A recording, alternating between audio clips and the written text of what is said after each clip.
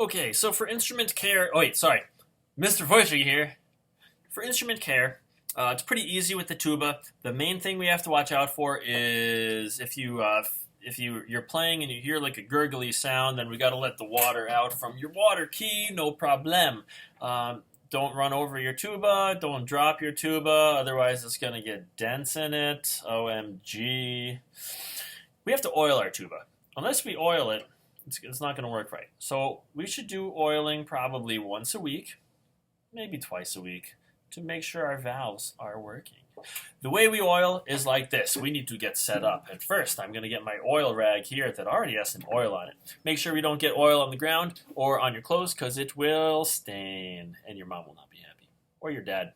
Or your brother. I don't know. Maybe your dog won't be happy. So, we've got our oil. I'm going to get set up first by opening up my oil and placing it at the ready. Cool. Now my oil is ready to go. Next up, we have to take out our valve. You do not unscrew the top part. You have to unscrew the actual casing, and that's this part right here. So, turn it to the left, counterclockwise, lefty-loosey, to loosen it. And you see how it's kind of coming out? Oh yeah, it's ready to go. If you unscrew this part, you could break your tuba, and then your teacher will have to fix it. So don't do that. When you take it out, you gently take it out by holding the top part. Do not touch any other parts.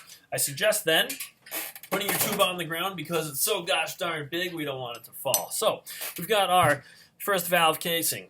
First valve, the holes, that's where the air goes. And let's see. When you put oil on, you want to make sure you put it on this outside part. Don't touch it because that's where the oil goes, and then it'll get your hands greasy. Something to note while we're here is this little notch right up there. When we put it back in, that notch has to be lined up perfectly with its notch mark. If it's not lined up, your valve won't go down. So you got to line it up perfectly. Remember that. Oil. 1, 2, 3, maybe 4 drops. Not a lot. Otherwise, it spills and gets crazy and just drops off. So I got my oil on there, ready to go. Oh my gosh, my tuba was not ready.